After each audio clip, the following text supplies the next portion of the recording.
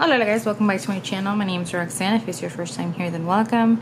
A few weeks ago I did a weekend reading video and I asked if you guys, I mentioned my bullet journal and I asked if you guys wanted to sort of see how I organize it and what I use it for, and a lot of you guys said yes, so I thought I would do this video. This is the bullet journal that I use. I got it off of Amazon and it is the minimalism art one, and it does have the dotted lines and it has a little pocket in the back for me to put extra things, which I actually don't really use. I got some stencils and stuff back here just one day on a whim and I don't really use them, but I keep them there just in case one day I do. So originally when I started to bullet journal, I did do the sort of typical bullet journal thing where I did a sort of welcome to the new month spread, and then I did a sort of an overview of what I was doing for the whole month, and then I would do a TBR. Then I would also do sort of a week by week, and I would put every day sort of what I was planning on doing or what I needed to remember to do. But I've realized that I really wasn't using this. I would forget to check off things or look at it until a few days after, so it just wasn't really working for me. It isn't the way that I just got accustomed to using it, but I still wanted to bullet journal. So what I did was I kind of transformed it into just a reading journal. So what I do is at the beginning of every month I will sort of try and get a little creative and do a welcome month page or pages, and then I will do a TBR list, and on that TBR list I'll just list every book that I sort of plan to read that month, and then I'll leave some space in case I need to add any additions. If I'm feeling like reading a book, or a book that was on hold sort of randomly comes in and I wasn't expecting it, then I will add it on here. And then as I read the books, I will put at what date I read them, and then I'll put how many stars I gave them, and that way I can keep track and know which books I had planned to read, and it just kind of allows me to be a little creative and then keep track of my reading. And then usually what I will do is I'll just have a bunch of wrap-up pages. So these are where I write all of the notes for the books that I've been reading and what I want to say when I'm doing a wrap-up video. Sometimes I'll use it for random nonsense as well, but sometimes I'll do different ideas for YouTube videos. Yeah, usually I'll just do a bunch of wrap-up, just different things that I've been thinking about the book, or that I am thinking about the book as I'm reading it. And so this is the one I did for April. So it just allows me to be a little creative. I just get these off the internet, and then I print them, and then I have a little washi tape, and I just kind of just put it kind of in whatever way I think will look nice.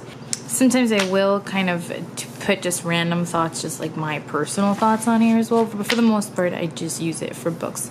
Sometimes at work, if I'm listening to an audiobook, I'll finish the audiobook at work and I'll just want to get my initial thoughts down, and so I'll just write them down on a notepad that I had at work, and then I will bring it into my apartment, and then I'll just kind of staple it on here. That way I don't have to copy everything again. I've also been keeping track of my spending of books. So these are the books that I have acquired so far in 2018. I'm at 56, and so I'll put I'll number it, I will put the name of the book, and then I'll put how much I spent on it. And then at the end of the year I can sort of see how bad I was with my spending. And then I also have here for any gifts. So if I get a book because I got a gift card, or Lewis gifted it to me, or someone gifted it to me, then I'll add it here because it's a book I acquired, but it's not one that I paid for. So I'll add that there as well. If I am going to travel, I will do that because that definitely helps me. Making a list of all of the things that I need when I'm going to travel is super duper helpful. Otherwise I will forget some things, so I do that as well. So another thing that I keep track of is I have been talking about how I'm participating in the book riot challenge. So here is where I listed all of the prompts, and then in black I wrote which one I planned to read for it, and if they're highlighted in blue, that means that I own it, and if they're highlighted in this like purple over the blue, then that means I've read it. I do have to go back through this like today or tomorrow, because there are a few that I have read that need to be turned purple. So there's that. And then I already talked about how I will plan some YouTube videos that I think need a little bit more sort of thought. Usually I just kind of get in front of the camera and go, but sometimes there are things that I want, like if I'm doing a booktube recommendations, then I'll obviously like to go in and write down who it is and things like that. Sometimes I'll do recent favorites and I'll write them down as I go, but for the most part it is just, like I've been saying, just a reading journal really. But I like to start out with a brand new sort of double, I like to start out with new pages on both sides, and I've already started writing on this one, so I'm just gonna go to the next one. And then so Pride Month is in June, so I will be kind of I'll be printing out some pictures. I'm not sure exactly what I'll do yet. I might do something Pride related, or I might do something summer related, or a little bit of both.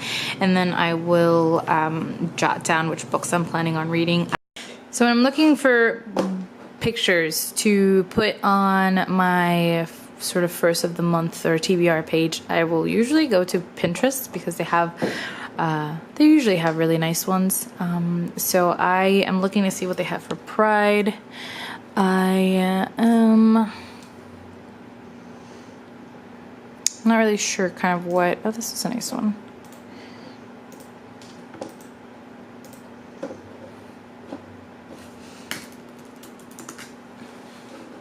So I sort of pick a few, and then I'll print them and add them to my page.